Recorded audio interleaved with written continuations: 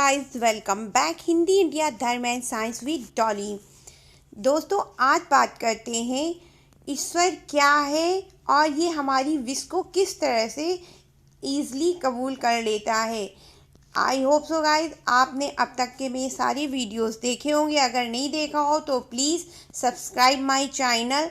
और आपके मन में अगर कोई भी किसी भी प्रकार का कोई सवाल हो तो प्लीज़ कमेंट करके आप मुझसे वो सवाल पूछें, मैं उसका पूरा जवाब देने की कोशिश करती हूँ। और अब बात करते हैं ईश्वर क्या है और ये हमारी विशेष को किस तरह कबूल करता है।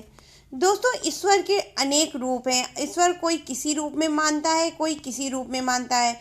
कोई ईश्वर को प्रतिरूप के रूप में मान करके उसकी पूजा उपासना करता है, तो कोई सिर्फ एक प्रकाश में मान करके ईश्वर की आराधना करता है। हर कोई ईश्वर के अलग अलग रूप हैं। हिंदुओं में बाकायदे प्रतिरूप के रूप में देवी देवताओं की पूजा की जाती है और हिंदू लोग एक मूर्ति की उपासना करते हैं और इन्हें वो सर्वोपरि मानते हैं, सर्वोत्तम मानते हैं। उसी जगह ईसाइयों में जीसस क्राइस्ट के रूप में धर्म की उपासना की जाती है। ईसाई लोग जीसस क्राइस्ट के रूप में अपने धर्म को मानते हैं। और अब बात करते हैं मुसलमानों की। मुसलमान लोग एक प्रतिबिंब के रूप में अपने अल्लाह को, अपने गॉड को मानते हैं। वो नहीं जानते कि उनका गॉड कौन है, लेकिन वो एक ऐसी शक्ति की उपासना करते हैं जिनको कि वो सबसे ज़्यादा सर्वोपरि और सर्वोत्तम मानते हैं। आज हिंदू धर्म की तरह मुस्लिम धर्म भी संसार के महत्वपूर्ण और ऊंचे धर्मों में शामिल हो चुका है। दोस्तों मुस्लिम धर्म की भी इबादत करने का कुछ अपना अलग ही तरीका है, जो पूरी तरह लॉ ऑफ अट्रैक्शन पर आधारित है। जिस तरह लॉ ऑफ अट्रैक्शन में दिखाते हैं कि आप अपनी हाथों में ही देख करके ही सारी दुआ पढ़ें, बोलें और उसके बाद में अपने आप में ही उसको जो है ग्रहण कर लें। इसी तरह मुस्लिम लोग भी अपनी सारी दुआओं को अपनी हथेली में देख करके पढ़ते हैं और दुआओं को कबूल करने के बाद में अपने ही हाथों पे फूंक लेते हैं और अपने चेहरे पर उनको जो है लगा लेते हैं। और एक पूर्ण एक दिव्य रोशनी की ये लोग उपासना करते हैं। दोस्तों मेरा मकसद किसी को भी हर्ट करना नहीं है। प्लीज़ आप मेरी बात को समझने की कोशिश करिएगा और गलती से भी मुझे गलत समझने की कोशिश मत करिएगा कि मैं आपको कुछ गलत बता रही हूँ या किसी भी धर्म की निंदा कर रही हूँ। मेरी नज़रों में सारे धर्म एक बराबर हैं। बस मैं जो जहाँ से अगर अच्छाई मुझे मिलती है तो मैं उसको निकालने की कोशिश करती हूँ कि आखिर इन्होंने ये चीज़ की तो क्यों की। आइए बात करते हैं दुआओं की ही।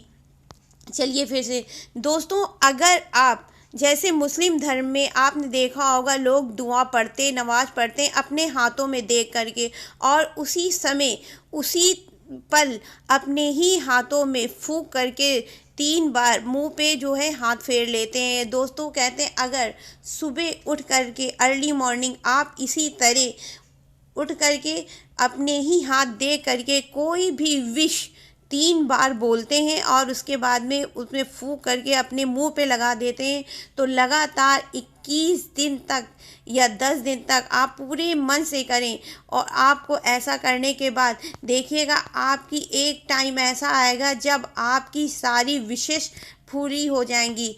और ऐसा लॉ ऑफ अट्रैक्शन में लिखा है। इसके अलावा बुक्स में हिंदू धर्म में भी किताबों में मान्यता दी गई है। हिंदू धर्म में भी ग्रंथ वगैरह, ग्रंथ, वेद, पुराण बहुत सारे हैं जिसमें कि आप लिख करके अपनी जो है बातें या दैनिक जीवन की शिक्षा ग्रहण कर सकते हैं। इसका सबसे बड़ा उदाहरण हमारी गीता है, भगवत गीता, जिसमें बहुत सारे अच्छे अच्छे वाक्य लिखे हैं जो हमें दैनिक जीवन में जीने में असर करते हैं। उसी तरह मुस्लिम धर्म में कुरान भी है जिसमें आयतों के रूप में बहुत सारी अच्छी सीख हम लोगों को जीवन में दी जाती है।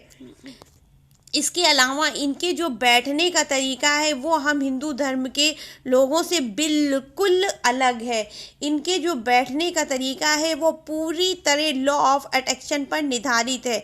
लॉ ऑफ अट्रैक्शन अपने आप को केंद्रित करने को बोलते हैं। लॉ ऑफ अट्रैक्शन में लोग अपनी आत्मा पर केंद्रित होते हैं और इसके अलावा वो जब अपनी लॉ ऑफ अट्रैक्शन के अंदर आप अपनी किसी भी विश को जब पूरी करते हैं तो सिर्फ और सिर्फ आप होते हैं, आपके सामने कोई भी नहीं होता है तो सिर्फ ईश्वर, परमपिता परमेश्वर, जो एक दिव्य रूप, एक रोशनी के समान दिखाई पड़ता है, जिसका कोई अस्तित्व नहीं है, जिसका कोई रूप रंग नहीं है। हम सिर्फ एक प्रकाश की उपासना करते हैं। लॉ ऑफ अट्रैक्शन में ईश्वर का कोई भी प्रतिरूप नहीं बनाया गया है।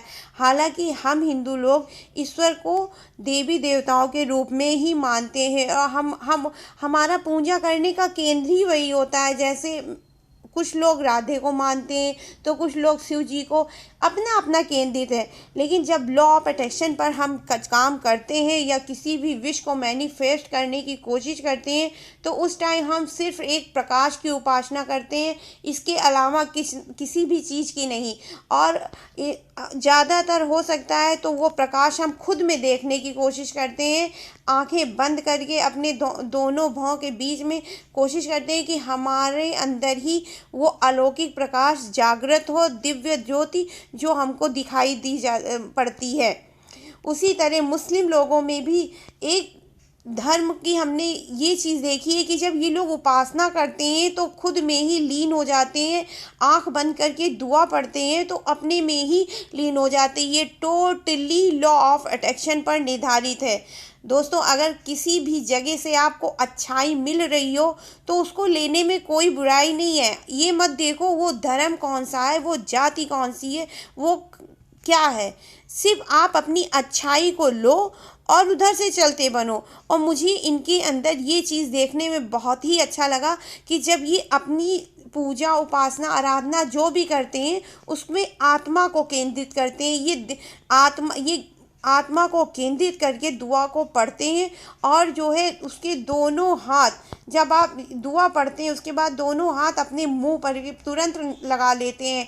इससे आपके दैनिक जीवन में सुख, समृद्धि, ऐश्वर्य, धन संपदा, बहुत सी सारी चीज़ों का प्रावधान होता, बहुत सी सारी चीज़ें आगे बढ़ती हैं, आपकी लाइफ में आगे आती हैं। आप जिन चीज़ों को चाहते हो, मैनिफेस्ट करते हो कि आपकी लाइफ में हो, पर वो हो नहीं पा रही हैं, तब भी वो आपकी लाइफ में आ जाती हैं। ऐसा इसलिए क्योंकि मुस्लिम में सबसे पहले दुआ में मुसलमान लोग अपने आप को फोकस करते हैं और यही हमारे भगवान भी बोलते हैं कि तुम दूसरों को खुश करने की बाद में सोचना। तुम दूसरों की खुशी के बारे में सोचोगे तो कभी एक खुश होगा तो कभी एक नाराज़ होगा।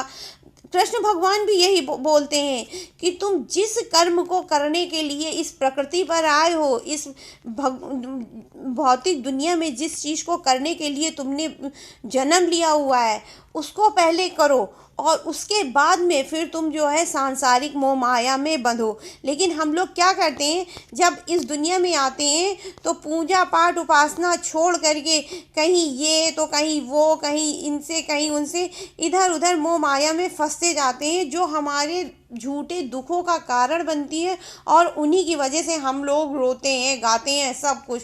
अंत में जब कहीं कोई रास्ता नहीं नज़र आता है फिर जाकर के हम लोग भगवान की राह पे चलना शुरू करते हैं।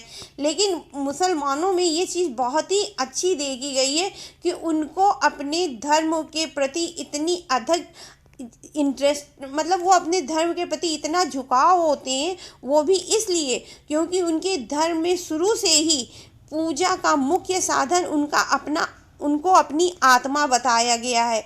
अगर इसी रो पे सवेरे उठ करके हम हिंदू लोग अपने हाथों को चूमना शुरू, मतलब वैसे भी कहते हैं सुबह उठ करके अपने हाथों को चूमने से आपका दिन अच्छा नहीं होता होगा तो 100% अच्छा जाएगा। चाहे आप कितना भी, आपके हाथ में ही ब्रह्मा, विष्णु, महेश, सरस्वती, लक्ष्मी सब विराजमान है। हाथी तो वो चीज़ है जिससे आप सारे कर्म करते हैं। अगर आप सवेरे उठ के पूजा पाठ कर भी लिए, नमाज अदा कर भी लिए, सब कुछ कर लिए, लेकिन आपने कर्म नहीं किया तो आपके पास लक्ष्मी आने से रही, आपके पास कुछ नहीं होगा, आप सिर्फ बैठ के देखते रहो। तो कहते हैं सबसे पहले उठ करके सुबह सुबह अपने हाथ चूमना चाहिए, उसके बाद काम पे निकलना चाहिए। तो कहीं ना कहीं मुस्लिम धर्म इस बात पे पूरा फॉलो करता है, इस लॉ ऑफ अट्रैक्शन पर निर्धारित है कि आप जो अपना वर्क करते हो उसमें सबसे पहले अपनी आत्मा को केंद्रित करिए। आप अपनी अंदर झांक के देखो कि तुम क्या हो, कैसे हो। उसके बाद में खुद पे फोकस करोगे और जब आप आगे बढ़ोगे तो आपका परिवार भी आपके साथ आगे बढ़ेगा।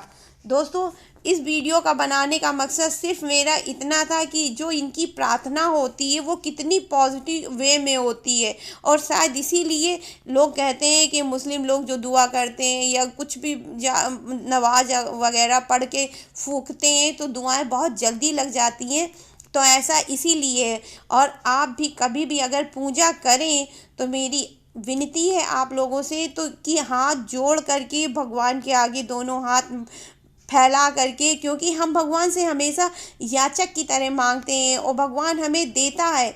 जब तक उसके पास हम घमंड, आप अगर भगवान के पास घमंड लेकर जाएंगे कि ये नहीं देगा तो क्या, ऐसा हो जाए वैसा, तो भगवान आपको देने से रहा। जब भी जाओ घमंड ख़त्म करके जाओ। एक बच्चे की तरह माँ बाप से जैसे मांगा जाता है उस तरह भगवान से मांगो। याचक की तरह भिक्षा, जैसे कि हे प्रभु तुम नहीं दोगे तो मुझे देने वाला कौन है, तुम ही तो हो ना सब कुछ देने वाले। और जिस तरह अगर इसी तरह आपने उनसे मांगा तो मेरा दावा है 99% 1% आप निराश हो ही नहीं सकते हो कि 1% भी आप निराश हो जाओ। 101% आपको हर चीज़ मिलेगी। लेकिन हाँ, जब भी जाना याचक की तरह जाना, जैसे याचक होता है वो हमेशा तुमको देगा। तो Radhe Radhe guys, I hope so आपको मेरी वीडियो समझ में आएगी, अच्छी लगेगी। अगर कोई आपके मन में इस वीडियो से रिलेटेड सवाल उठता है तो please subscribe my channel and comment करके आप मुझसे पूछ सकते हैं। And subscribe my channel. Thank you so much guys. Radhe Radhe.